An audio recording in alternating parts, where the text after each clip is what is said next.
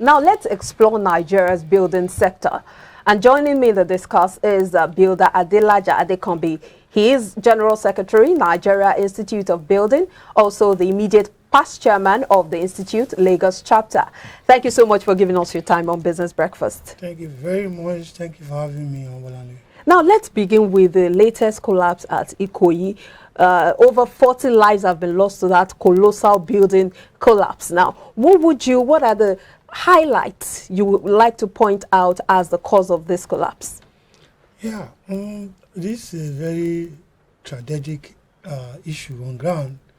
We actually don't like talking about this too much because it's not something of joy. It's very saddening. We don't expect this again. And this is one of the most highly happening we have ever seen. It has never happened like this in Nigeria. This is gravity. Yes. But all things being equal, for me, everything I'm saying here is personal. So, for me, I will want to say the cost, we just have to have, send the cost to three set of people. And who are those people I'm talking about? The government, the professionals, and the clients, which we call developers. These are the three people that I want to say this morning that they are the cost. Let's break it down. Okay. I'll break it down in the government aspect. I would say in government aspect is 60%. And then I'll break down that professionals 20% and the client vis-a-vis developer 20%. So in the area of government, so the government has a huge chunk yes, of the blame. The government aspect of this discussion is we have so many things that is responsible for it. Come to look at it, there is a regulation to work with. And it's just for government to enforce the regulation, it becomes a problem. And also look at other scenarios, government interference, let's say maybe political interference in operation of the agency. It's also a key things we have to look at. And if we are not careful, we will just make noise with this happening again. When you say interference, what do you mean? Okay, I'm going to be citing some example to you. If you look at the video that is online, where they were about to arrest the man after being sealed the site, you find out that a group of enforcement from the agency went to the site, tried to arrest those police. Well, they actually a shot of gun to the officer for the first time they visit the site. So if we now look at that, so many of it that the officers in lab cars are doing, they will seal a site, but you will just find out that a call from a power broker that they should leave the site. So many of that happen. So it becomes difficult for the agency to be able to operate effectively. And more of that, also the government in the aspect of monitoring. Yeah, they are not doing enough. I think the ministry or the agency need to be over-trained and retrained. And also, one basic fact about the government interference we are saying is that there is no way you will be putting a tie or a money in terms of trying to compare money with control. You don't, if you want to do control, you do control. When you are beginning to give a particular ministry a target, then there is no way you will be able to do a control. So if a control is standing on its own, and we really want to control buildings in Lagos or in Nigeria, then the government should not be saying that this particular ministry should generate so amount. So it becomes. So you're saying the target is one of the factors impeding their they're playing their roles in. No, this is what we're trying to say. What we are saying is that if you want to control and you don't give a target to the ministry concerned, say, okay, you have to give us so amount in a month. So the officer has nothing to check. It's just once you pay, it goes trying behind, to meet up with the it goes target. behind payment. You paying for approval, you paying for what it takes for you to go to site, does not end there. It goes behind payment. Once the money is being paid for approval and you are giving a letter to go and start a project, the government agency also have to start the project with you to find out whom are you engaging, which professionals is going to do the work. The structural engineer, the builder, the architect, they have to be named. And the agency also have to get them in their kitty to know who are the people working on this particular site. Then when they come periodically to monitor. So if you find out that collab 21, normally every stages, every slab of those 21 slabs supposed to have a certificate. But government. You know, there were also controversies as regards the fact that it was 15 stories that were approved, but they went beyond the 15 and then shot it up to 21. But for me, I don't want to go to that end. We know it's one of those things that's really common in Lagos. But isn't that a big issue? Yeah, it's a big issue, but let me also let you know that the concern here now is not the 6th floor that is added. It's the foundation faulty we are looking at. What would have happened from the beginning? What would have, if government agency is monitoring very well, they wouldn't have even got to 10, talk less of him going to 21. Really? Yeah, because there would have been a check and balance from the beginning of the project. If the project, like we had a lot of things, they are still doing some findings, so it's very hard for us to say this is the reason. But all that we are saying for now is just everybody just guessing. But what we are supposed to do during construction is what we are talking about. Who is responsible for this work? Where is the professionals that is working here? Who are the government agency who has been going there periodically to check? So apparently there's lack of monitoring. That is exactly what we are saying. But we're also trying to say government interference by if the agency or the officers are doing their work rightly. If there is an issue, they will see the power broker, will call them to order, not to go there again. So that's why we are saying government have 60% blame on this matter. I also want to think about government, trying to upgrade their standard. If you look at what's going on there for over how many days now, this is another Monday. Over 7 days. Inability for them to able to pack the rubbles is another thing we have to start looking at. Let us move into the other world and find a technology that by now all those slabs should be removed. Our response time is quite slow. Slow, and then we are using the locomotive technology, so we're supposed to upgrade our technologies for things like this. Because it amazed me. If let's just assume now, for me, I'm now beginning to scared to go into 7th, 8th floor building. If I'm thinking like that, others will also be thinking like that. It means that everyone who climbed 10 or 15 story is just also not sure that it's going to be safe. Because for us to even evacuate the slab over slab, it's taking too much time. You talked about laying the blame at the doorstep of the developers too. Can you expatiate on that? Yes, like I said here the other time, developers are businessmen. They always are doing their business to make gain, and in other words, at the detriment of people and the occupiers. So what we are saying right now, that developers should change their mind. Everybody can be a developer. They should change their mindset, saying that, okay, even though I want to make money, let me also consider lives that I want to live in this house. So they are doing that.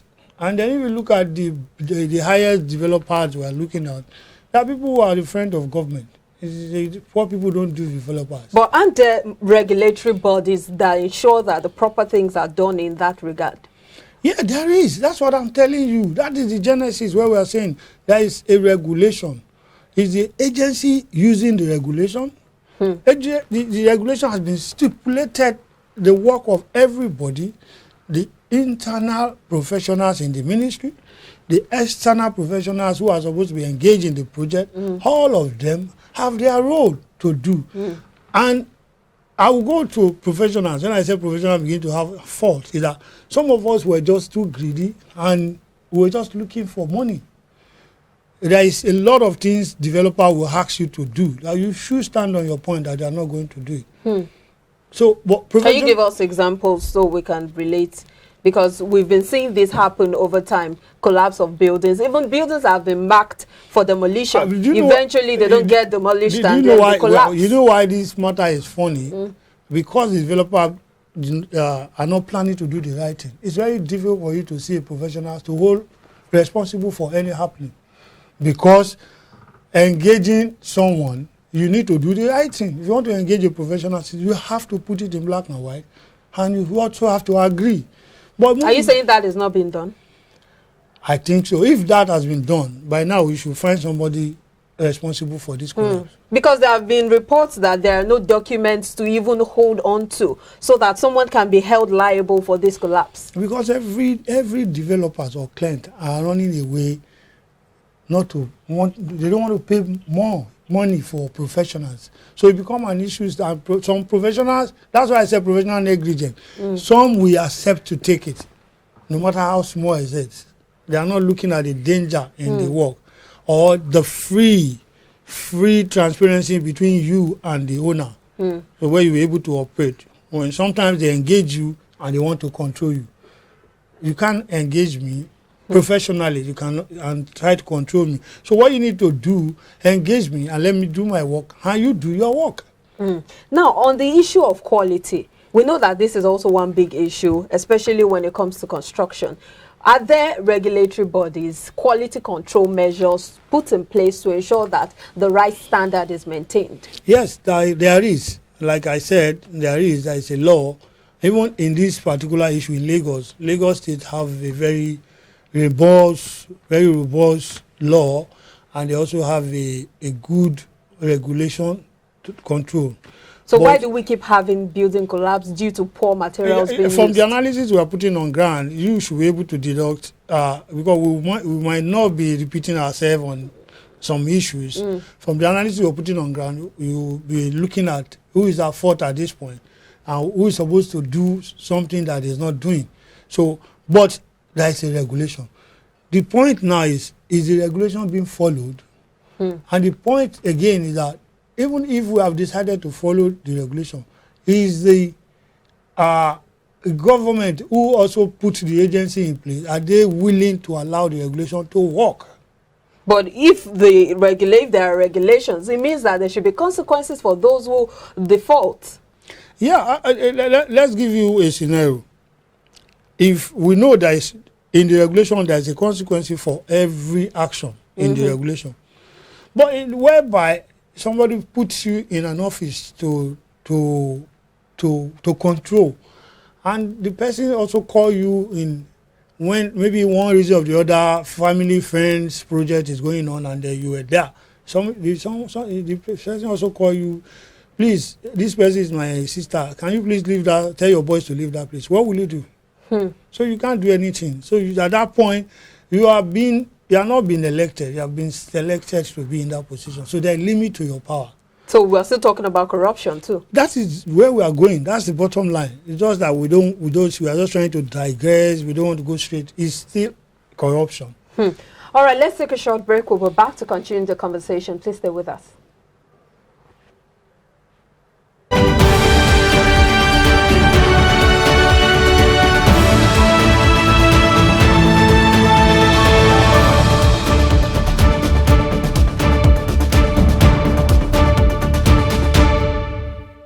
Welcome back. We're still talking about Nigeria's building and construction sector, and we're about to analyze the impact of the Nigerian National Building Code. I still have with me Builder Adelaja Adekombi. Now, in 2018, the Minister of Works and Housing, Babatunde Fashola, announced the building code. That's the housing code, the new building code. What's the present state of that code, and how much of implementation have we recorded? Yeah, if I honestly want to tell you, the last time and the last move that we had about the code was during Obasanjo, I think it's 2006. Wow. Where the first reading was done. But I think Fashola was trying to work on it, But up to now, we have not, Nigeria don't have a building code. So we don't have any building So what code was announced in 2018, the new building code? Yes, it's a process. It's the process that the House are still working on up to now. It's a process, you know, it takes a lot 3 years down the line. It takes a lot of reading, first reading, second reading, you know, the way they operate in the assembly. It's not something that you just wake up and... But for something as serious as this, should we take so long in implementing it? Yeah, I think right now where we are going, we don't pray for this to happen, and we also pray by the grace of God we will not see something like this again. We'll get there. I think the code, this will push us to that point. I believe this will push us to that side. The senators, are there signs that this would be implemented anytime soon? We'll be praying for it. Because we do a lot of praying in Nigeria instead of acting and putting things in place. You know, when you have a situation whereby there is interest, so many interests, a process try to be dragged because it's too much interest, a drag process. But until when all of us agree that we are one, we needed this thing to operate, and then we need to put this on ground. If you look at what happened in the scenario of the developer, he said the developer have done this kind of a project in UK, he has done that in South Africa, and the question we ask ourselves, if this has been done in UK and has been done in South Africa, no calamity, no anything, why is it that the man comes back home and not doing what he does in UK and South Africa? Could it be that they have stronger regulations than we do here? Those are areas where you don't do things anyhow. You need to follow the regulations. And the regulation is not tied to money. It's tied to effectiveness. You don't give... there's a difference between money and regulation. So if you want a control, you totally follow the regulation, follow the code. But if you want money, you want the ministry to be a generating ministry. This is what you get. So I think we are learning lesson, because this is what we have been saying for long, that we don't need to, we need to separate ministry, generating ministry, and control ministry. You seem to be so optimistic about this code, the building code. What are the prospects? Would it mitigate further collapses? Of course, of course. This country we mentioned, the two countries we mentioned, this is what is making them go. You have to follow all the process through the code before you do anything in those countries. You can't just say you want to build. How can somebody not have professionals who are going to do the work in his firm? And he said, so you're saying that there is no way corruption can also eat or find its way into this, because we've had cases of laws that are not being implemented. There will be a limit. There will be a limit. You know why? What this code will do? This code will help us to able to test cases, because there is a backup law. If we have it, if you don't do the right thing, then you take it to court. Right now, if you drag any issue, even this collapse building, if you drag it, if you take it to court, the case will just be pending, because you don't have a code that is backing you in the court. So these are one of the deficiencies. But there are existing laws when it comes to the construction of buildings. Yeah. Shouldn't that be enough to try the case in court? No. You see, the lawyers know better. But I have to tell you that you don't, if you want to go to court, you must have a act that you are taking to court to argue your case. So, and this building code has to be, it has to be our Bible. It has to be the act that we'll be using to pursue cases. It's not talking, the code is not generally talking about building alone. Okay. There's so many things there in the code. So many things, procurement, many other things are there. But we need it to be able to pursue our cases, to find somebody responsible for what is happening. But, you know, if you look at some of the reasons why you might not, the people at the helm of affair might just be thinking, if we have the code, it might not allow them to be a contractor. You know, they want to be in government, they also want to be a contractor.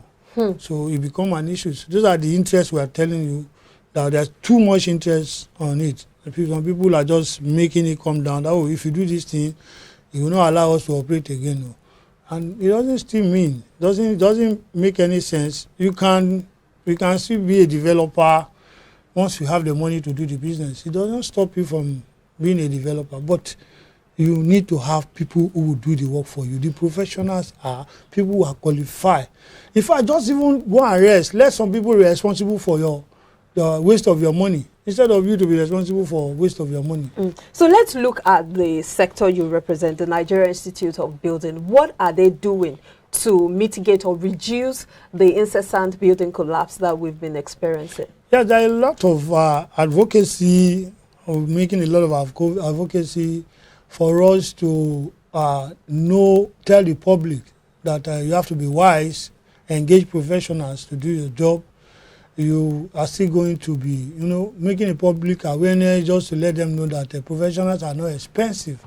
You can have professionals as long as you can discuss. But you also talked about the corruption even within the professionals. No. What I said, where I'm going concerning corruption within the professionals is that if you know that what the client is offering you is not enough for you to do a job, you don't need to force yourself. Just say, I am not interested. That's where I'm going. So if you know you're a professional and you don't have time for a particular project, then you say, I'm not willing. Since you cannot pay this particular amount, I'm not willing. And even at that, at Nigerian Institute of Building, as a builder, even if I'm on a project, I must have a resident builder in my site. So what does that mean? And that's the only professionals that remain on site every day to look at day-to-day activities of the construction, which is the key word here. So who employs that person you're talking about? Is the client. It's the client. Okay.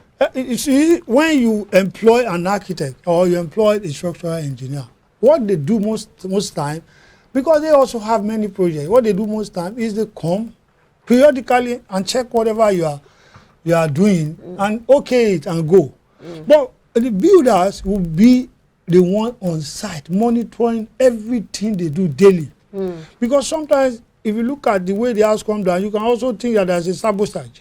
So and how do you get to know? You don't have a camera on site and somebody is not responsible for day-to-day activities on site, then it becomes a worrisome issue for us. So in that case, the builder would be able to put checks and balances in that regard. Check the mix, check all the concrete. You know, the concretes, the columns are the one carrying those slabs. So who knows what have happened during construction of those columns?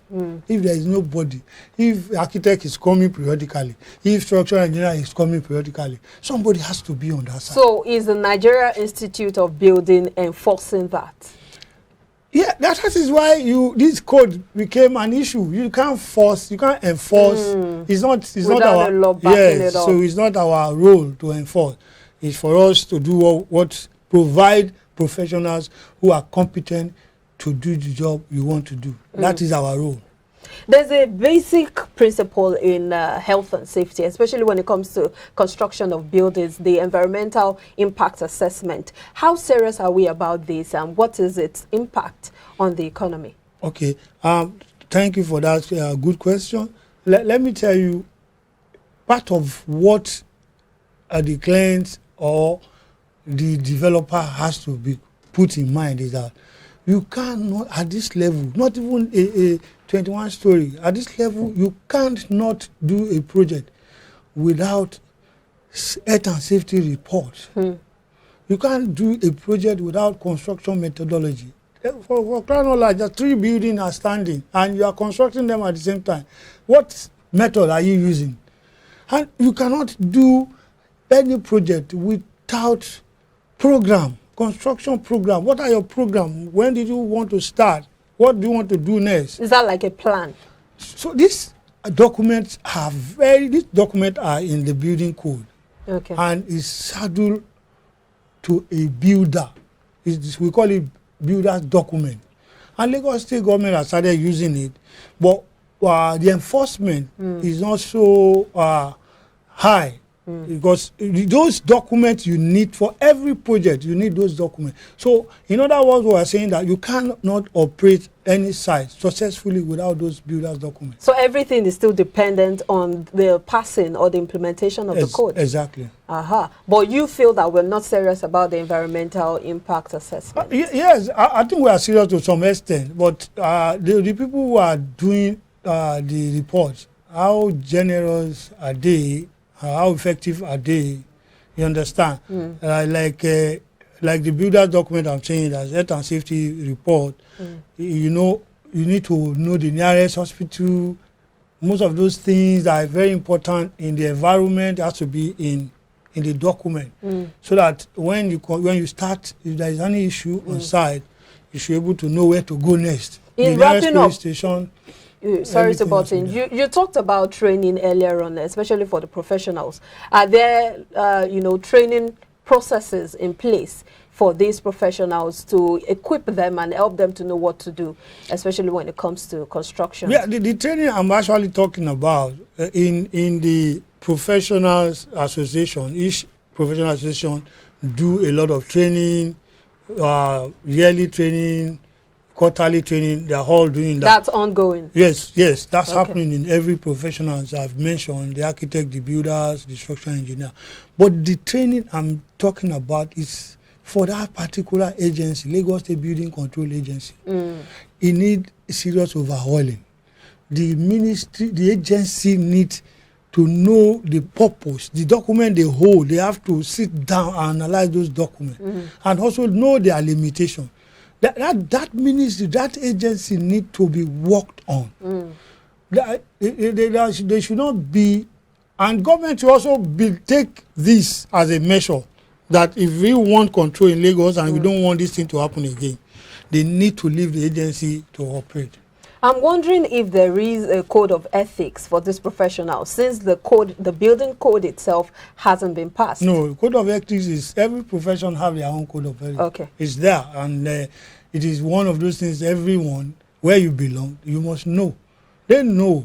But I told you, everybody know the code of ethics of his profession. But I told you, even if you know all the code of ethics of other professions, can you operate when your hands are tied? So it becomes difficult. These are the issues. That's why we started with government. These issues, if we are not careful, we just continue to talk and talk and talk. It must be dealt with from the top. Government must make up their mind. Are we willing to allow this regulation to work? Are we ready to allow it to work? We don't want to see more of this again. Let us sit down together. Let us also not put money in front of the agency. Why they will be running after money instead of them doing the control. Which leads to corruption.